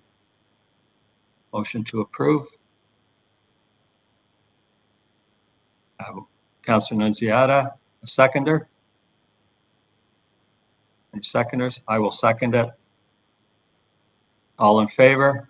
Any opposed? Item 4.2 carries. We're finished with item number 4. Moving forward to item number 5, which is the contract increase for ACCEO Solutions Incorporated for wireless parking ticket issuance system enhancement and integrated vehicle impound parking module. That's held down with Vice Chair. Vice Chair, whenever you're ready. Yes, I just have one question. The increase in the budget for 1.53, is that included? Was that included in our overall budget, or is that additional? Tony, can you answer that, please? Mr. Chair, through you, for 2021, that was actually $1 million was actually included in the parking enforcement budget, which is a separate budget from our services budget. So for 2021, we actually have all the funds that we need to do that. 2022, there is some incremental costs that we will be, it's about 275,000 that we will be incorporating into our 22 request. So the bulk of it, almost 90% of it, is in fact included in our current budgets. Okay, thank you to that. That was my only question. I think that it would help if we get some sort of indication on the report that that has been included in the budget, so we're not increasing the budget. It just makes it a lot easier. So thank you, and I'll move the recommendation. Thank you, Vice Chair. Just before we move forward, any further questions from board members? Anyone wish to speak to the item? Oh, Mayor Tory, sorry. All right. I did put my hand up there, Chair. I read this, and I must say I didn't completely understand what it does. And you know, I wouldn't have taken much note if it wasn't for $1.53 million. And it appears to, I guess, through the new solution, put an enhanced application in place for the vehicle impound parking. And I just wanted to know, because it was nowhere contained in the report as far as I could see, how many occasions does this refer to? I mean, I get the whole parking ticket thing. We're giving out millions of those, a little fewer last year, but we're giving out hundreds of thousands and millions of those. How many, sort of back to the analysis Mr. Sewell did of $5,000 per use of tasers? And I don't dispute that, because I think that's better than a loss of life. That's why I support it. But this one, what is this vehicle impound parking? How many occasions does that relate to when it's tracking all vehicles that have been towed, impounded, and relocated by members of the service? Is it thousands of those, or hundreds, or millions? Can I answer? Yeah. Unfortunately, Mr. Mayor, I don't have that information, but it's something that I don't know if Traffic Services is on the call. They would have that information. If not, we can certainly get it to you before the meeting ends today. My point is only this. There's a difference between, I mean, we've been doing with this outdated system from the 1990s, and I get that technology, gets to be very old fashioned over that period of time, let alone shorter. I just think, when we're trying to constrain the budget, and this is in the budget, I think it's an increase in the budget, but we're trying to constrain it. And I sort of have to ask the question of how important is it that we have the most up-to-date application for moving around vehicles that are in impound, they're are being towed and they're in the pound. Maybe it's very important. I don't know. When I read this, it kind of left me cold, frankly. But it's not the first time in terms of any budgets in big organizations, including companies. They have all these applications that cost a lot of money. But anyway, that's it. Mr. Veneziano, is there anyone on the line that can answer the mayor's question? I'm not seeing anybody, but certainly Deputy Ewan has put up his hand, so hopefully he's able to answer. Thank you for that question, Mr. Mayor. I don't have the exact number, but I can tell you, sir, look, been overseeing traffic for the last several years in parking. Certainly the last couple of years has been different in terms of the rush hour routes, special events, and as the board may recall, we had a pilot project, and it's been very successful to move cars off the rush hour route into some of the side streets prior to the pandemic. And we intend to work with the city, with Barbara Gray and the city of Toronto, to continue with that project. And I can't speculate what the numbers are, but I would endeavor to get you the numbers. But Mr. Mayor, they'll be in the thousands because our parking officers are out there every day enforcing the rush hour routes, and I think we all can look at the reopening of the city, and it comes with parking pressures, and we do that every day. And I know every day that the rush hour routes are being enforced, and also special events. So I will get you the numbers, but it is a investment that we badly need it, because if we don't have an up-to-date system, vehicles gets lost in we have dissatisfied customers where we cannot at a very short period of time notify them where the vehicles are, and then they can go retrieve, and then it speaks to customer service as well. But those numbers can be provided to you ASAP. I'd love to see those, Mr. Chair. I don't want to be misunderstood on this. pursuant to the deputy's comments, I mean, I'm a big proponent of us towing cars of people who are inconsiderate, parking in the streets and during rush hour and so on.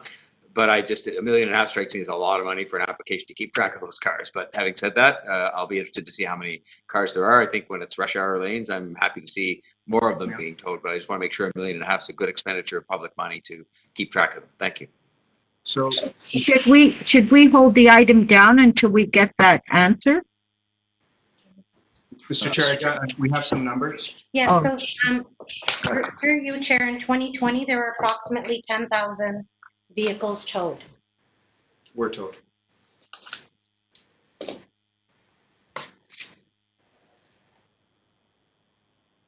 TorontoRe?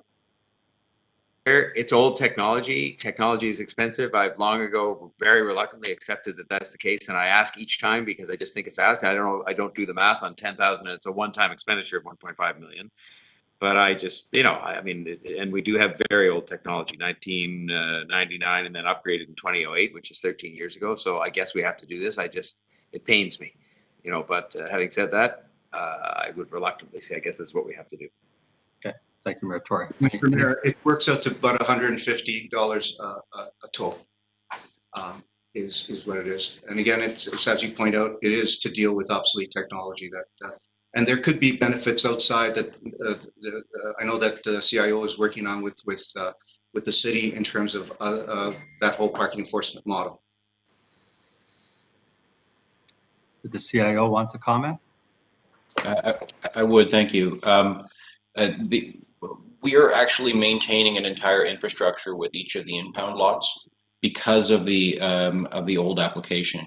So this was actually a target of our IT rationalization program, as well as being an initiative from the parking team. The reason being that we have to maintain network connections, devices, and supporting all of those in those additional locations. And going to this application, which will be web-based, eliminates the need to support that infrastructure. So it's not just the rationalization of the program and building a module into something that will be sustained, but it's also reducing our overall footprint. So that's going to be helpful. And as mentioned, we are in a sort of planning and collaboration with the TPA on how we can provide a more digital service around these capabilities and integrating that into the overall digital TPA, Green P, all that space.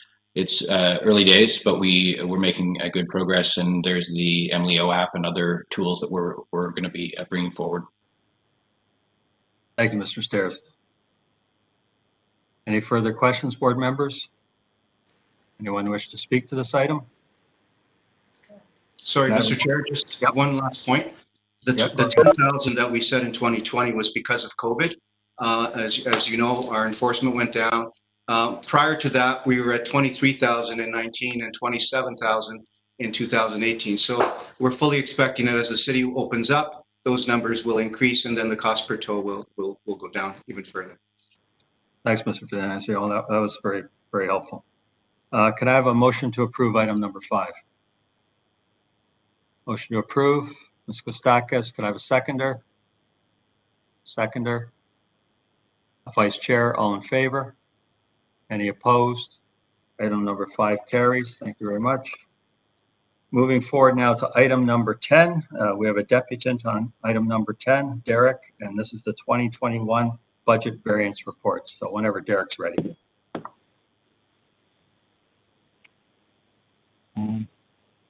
Derek, you should receive a prompt from the system now.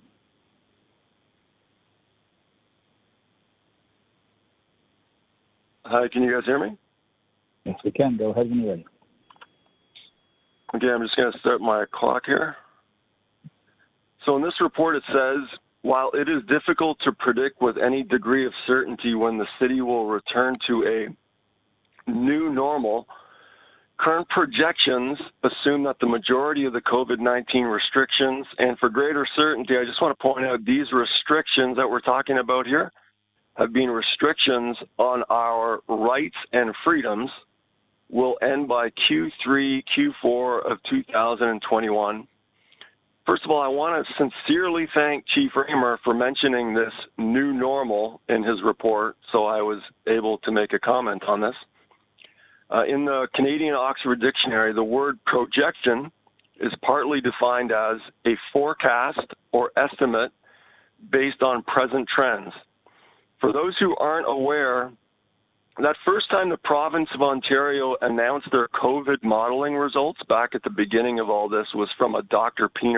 Peter Donnelly, who's no longer there, who mentioned, and I provide the YouTube link in my written presentation, as Steiny, I guess he's talking about that guy, Dr. Brown, has correctly pointed out, projections and modeling of a brand new viral disease are very inexact. Also speaking on this new normal, I provide the YouTube link to where Mayor Tory a while back commented to remain vigilant, continue to follow the advice of the Chief Medical Officer of Health so that we can continue to enjoy new freedoms. I just wanted to say thank you to Mayor Tory for that, as I was unaware that my freedoms, let alone new freedoms, were granted to me by my glorified maids and or butlers of mine. I want to make it clear that I do not consent to any new normal, which is this roadmap to reopen, and will explain why as it violates our inalienable right to liberty. This is from Campbell Motors versus Gordon, 1946, where the Court of Appeal for British Columbia said, "The rule of law preserves to us, in my judgment, the same basic constitutional rights found in written form in the Declaration of Independence and the Constitution of the United States. The Declaration of Independence proclaims, we hold these truths to be self-evident, that all men are endowed by their Creator with certain unalienable rights. Self-evident truths require no proof. One of these truths is that each individual is endowed with certain inalienable rights. That refers to rights which the state cannot give and cannot take away. The main reason for the existence of the state is to secure and preserve these inalienable rights. These inalienable rights, so set forth in the Declaration of Independence, repeat in written form the rights of liberty, life, liberty, and property, which stemming from Magna Carta have become part of our unwritten Constitution. This is from R versus Big M Drug Mart, 1985, where the Supreme Court of Canada said, freedom can primarily be characterized by the absence of coercion or constraint. If a person is compelled by the state or the will of another to a course of action or inaction which he would not otherwise have chosen, he is not acting of his own volition, and he cannot be said to be truly free. Coercion includes not only such blatant forms of compulsion as direct commands to act or refrain from acting on pain of sanction. Coercion includes indirect forms of control which determine or limit alternative courses of conduct available to others. Kind of like, hey, if not enough people get vaccinated, you won't get your rights and freedoms back. And this is from the definition in Black's Law Dictionary of criminal coercion.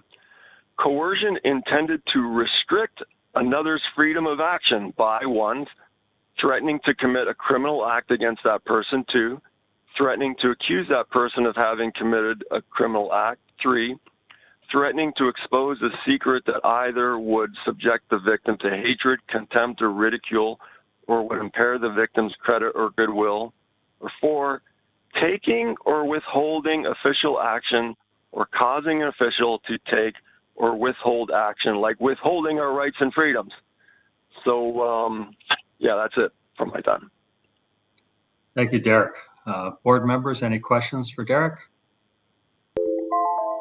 Seeing none, thank you, Derek, for taking the time to speak to this item on the variance reports. Board members, any questions on the item? Questions? Mayor Tory, you have a question?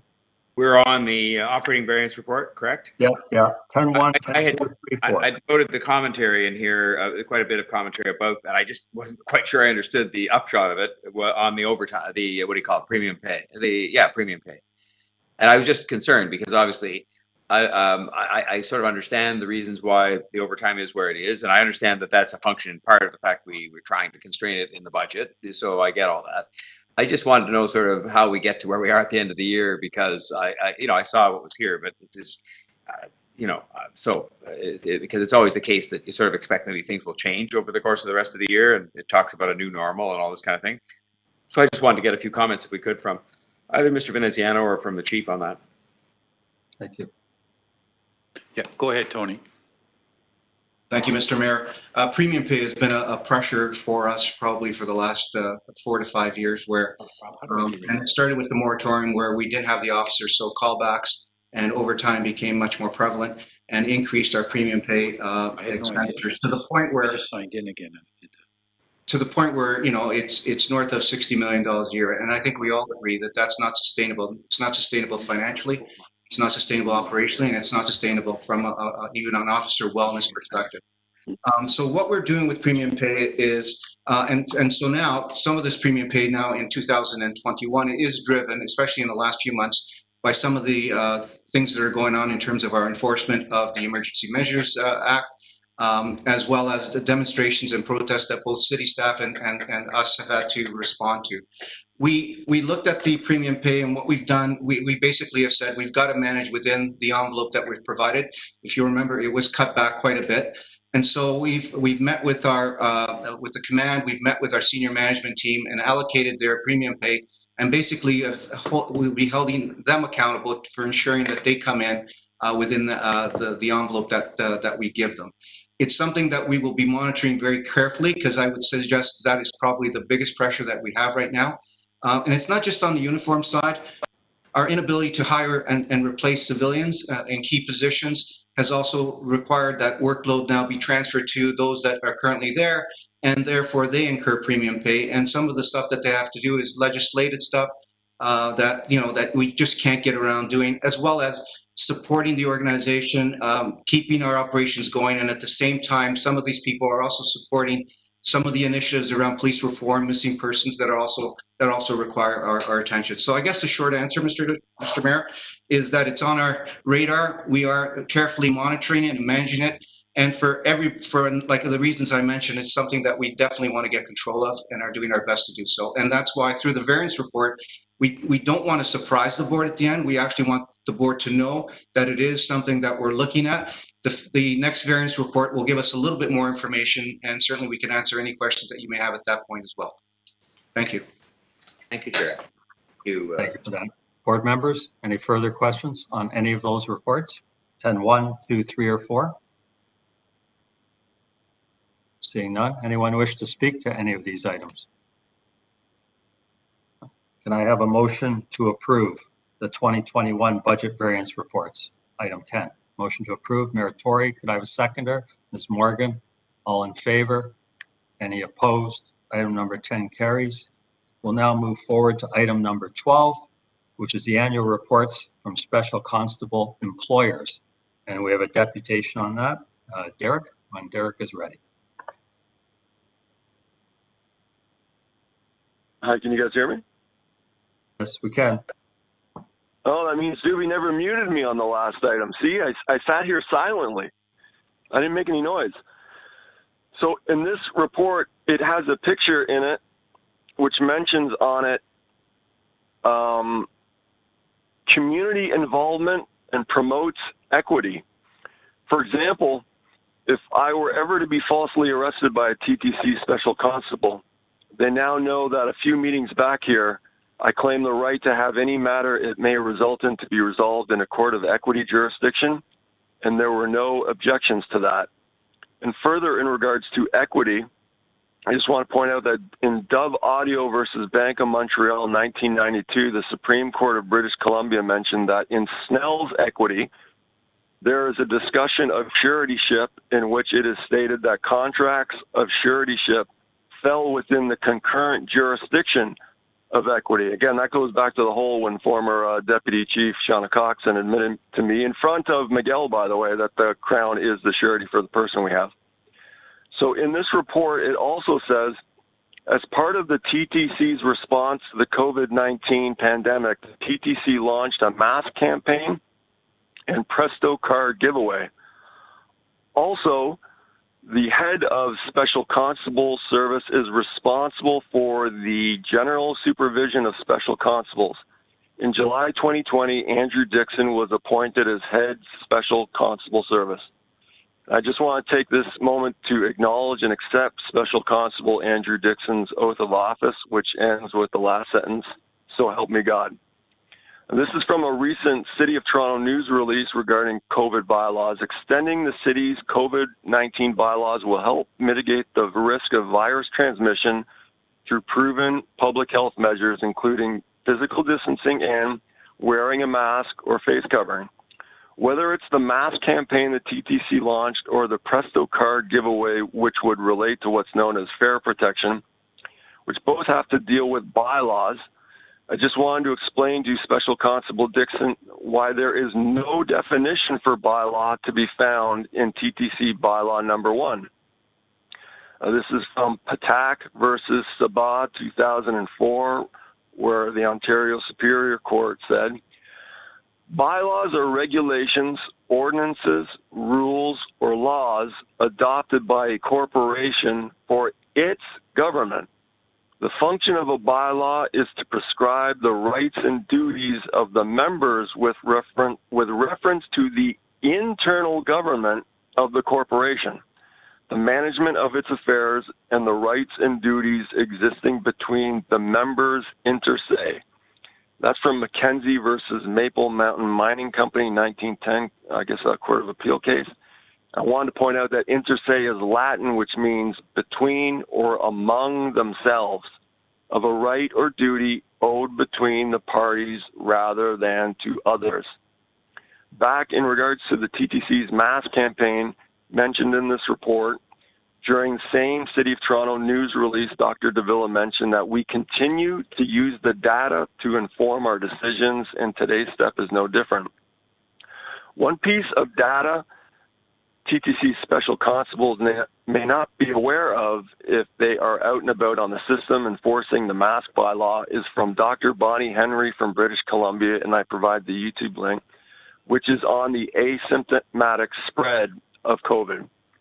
She mentioned, she quote, "I think I've always said that that's not the major driver of this, but the literature has not changed that much. And we've been looking at this very carefully. And Dr. Tam, we've consolidated that literature and have had multiple discussions about this. The vast majority of transmission we know happens when people are sick.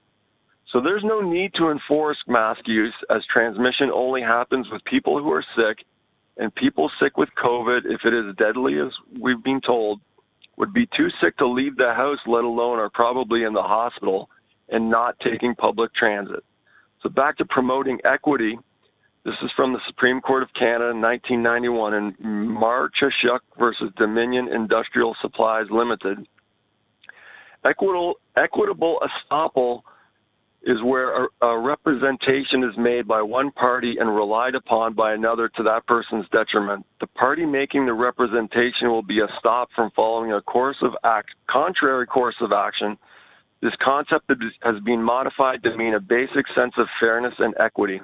One should not be able to say one thing, have it acted upon, and then behave differently than first represented. And I mentioned that because last month I pointed out that Dr. Williams in the beginning said that it's been protocols that mask wearing has never been recommended in Ontario because it may actually be recirculating stuff.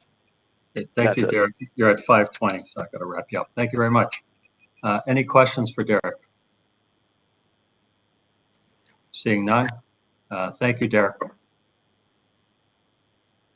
Board members, any questions on 12.1, 12.2, or 12.3, the annual reports for special constable employers, Meritori first? Sorry, I had so many questions today, Chair, but that's what we're here for, I guess.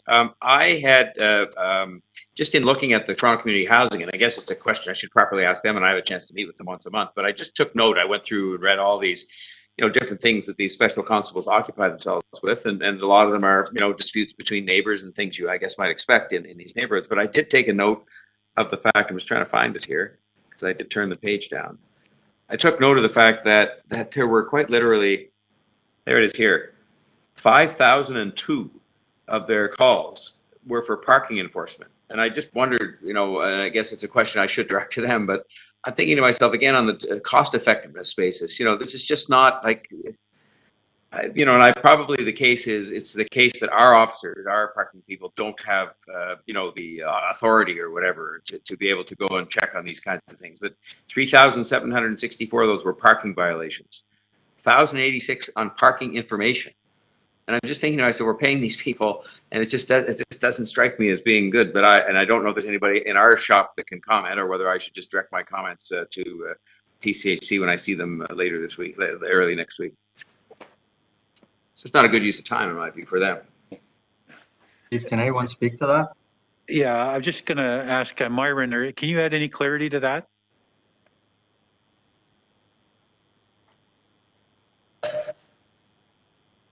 Chair, Chief, thank you. Mayor, thank you for that. I actually have on the line with us our Special Constable Liaison, Constable Goodwin. If Constable, can you chime in on that and assist with that?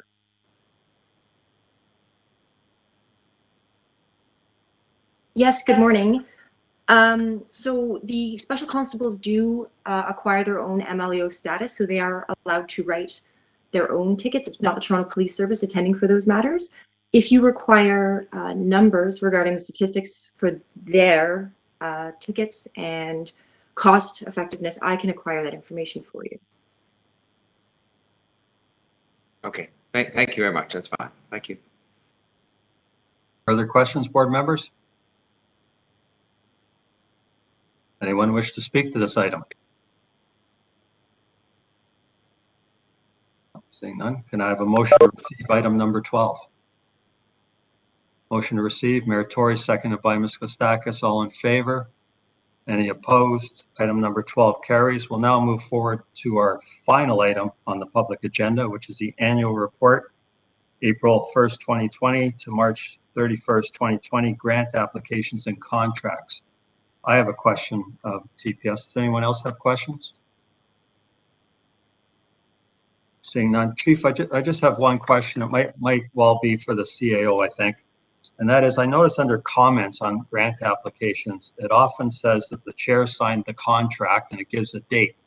And in a number of circumstances, the date that the chair signs the contract is towards the end of the contract period. I'm just wondering two questions. One, around the authority to execute a contract that's signed at the end of the period is my first question. And the second one is, what drives that we're signing contracts at the end of a contract period? Tony, over to you. Thank you, Mr. Chair.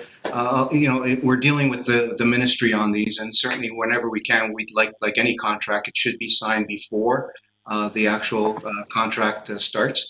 But there is a number of reviews that have to occur, and so it's something that we flagged that we want to work with the ministry on to see if we can actually fix that problem, or at least reduce the number of times that it happens. Sometimes it's just timing around the sensitivity of the grant and that sort of thing. So we want to move on it quickly because it expires on March 31st and we might be in November. And so we certainly want to take action to take advantage of that grant as best we can. But still, I think our goal, and I think the ministry's goal is the same, is to try and get you those contracts for signature before they actually start.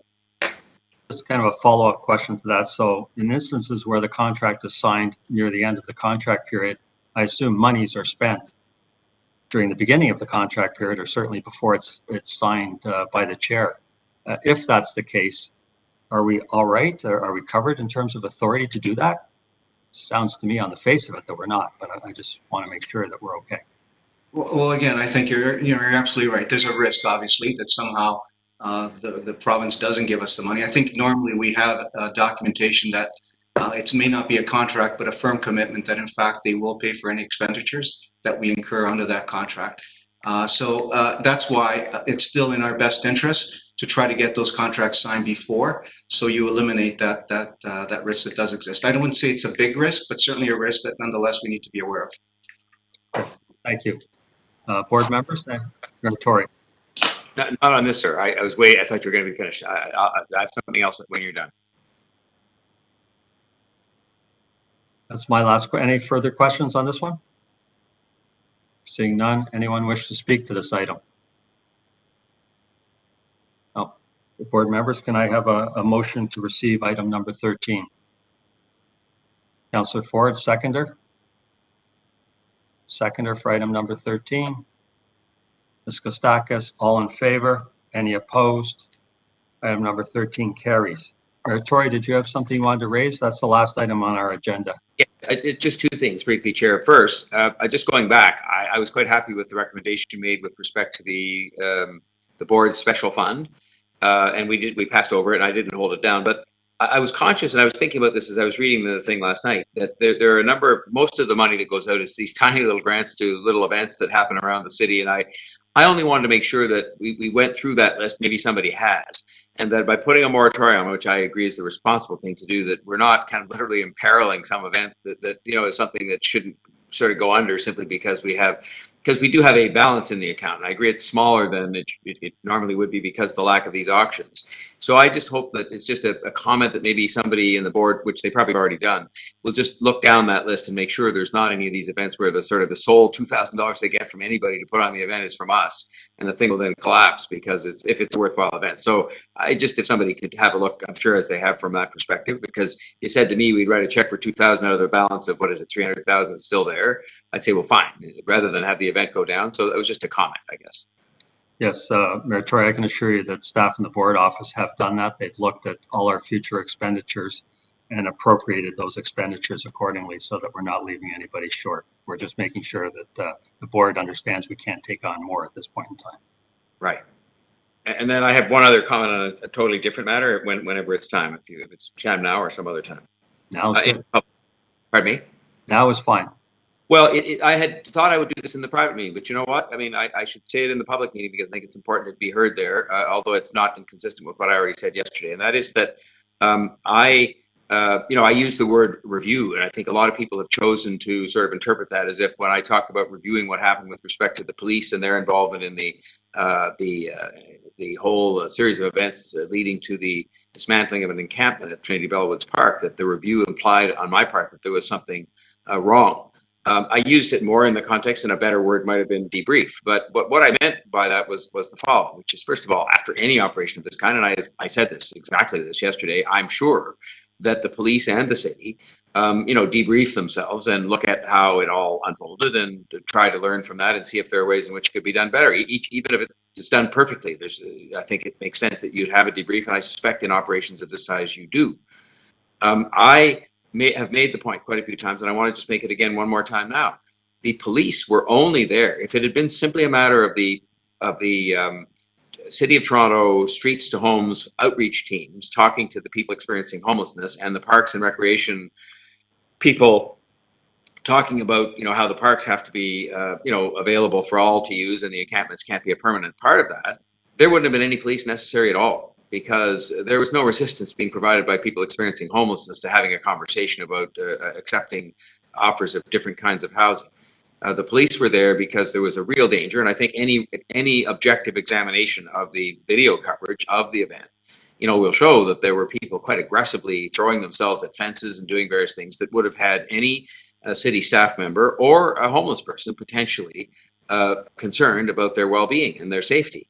In that regard, and the police's job, of course, is to keep people safe in the city. And so in that sense, I also said, and I will repeat today, that I support the fact that the police were there to do that job, that they did decide what resources to deploy, and that's the kind of thing you take a look at, I guess, in hindsight on all these different kinds of major events.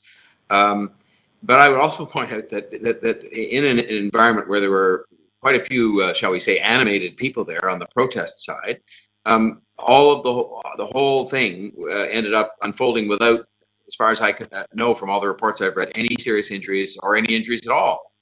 you know, which is exactly, I mean, well, you wouldn't have wanted everything to happen that happened necessarily. If those things are going to happen, you want them to happen without injury and without any kind of you know, bad things happening to people. So I just wanted to make that comment because my comments are supportive of the efforts made by the police, and they make their own decisions about what resources they need to keep people safe, which in this case they did. And I'm sure if they think that they could use fewer resources to keep people safe next time, that's what a debrief or review would do. And I also would point out, I guess this was a city-led operation, and ultimately, I guess I'm accountable for that, and I've been quite prepared to accept accountability for that. And so I think if there's to be a debriefing, it'll happen at the city as well, where again, I commend the staff there. They're not subject to the purview of the police service, but they are people that work for the city of Toronto. And again, they've tried their hardest for months, if not years, to take as many people out of encampments and put them into other kinds of housing. And they continue to do that today, as they did yesterday, even though yesterday the day before, there were other operations that took place. And so I would think that any kind of a debrief the city will undertake, because the whole thing was an overall city-led operation. But I would think it's important that the police, since that seems to be where there's a lot of attention paid, that our police service and the chief, you know, would look at the resources that were deployed and see if that's the kind of resources, in light of who showed up and how animated they were and so forth and so on, were necessary or not. And I think that happens every time. I'd be astounded if it didn't. But I just wanted to be very clear, and I was quite happy to do it publicly here rather than in our private session, that I think that the very fact there were no injuries indicates that the job was done in accordance with what the police responsibilities are, and that my use of the word review wasn't to imply there was anything that was wrong, but merely to say that when you debrief on something like this, I'm sure you can discover ways to do things better, and perhaps sometimes with fewer resources or different resources or at a different time, or who knows. That's why you have the debrief. So those are my comments, and I just wanted to put that on the record here so that no one would think I was making it somewhere else where people couldn't hear me saying it. Thank you very much, Mayor Tory. Chief, before we wrap up, did you want to add anything to the mayor's comments? No, actually, I appreciate his comments, and we will, to his point, be debriefing with the city on this, and we'll look to make improvements where we can. But overall, I felt the operation was done very, very effectively. I will add that the managers, our unit commanders, yesterday reviewed hours and hours of body cam footage that was on full time during that operation. And we did not, in the video we saw, see any inappropriate behavior. Now, that's not every second accounted for, but it was a very thorough examination of a whole bunch of time that we spent that day. And so I'm quite confident we're not going to see anything that was inappropriate. Thank you, Chief. Board members, can I have a motion to adjourn the public session? Councillor Ford, could I have a seconder? Ms. Morgan, all in favor? Any opposed? We stand adjourned. Our next meeting is Tuesday, July 29th, 2021. Location to be determined. Thank you.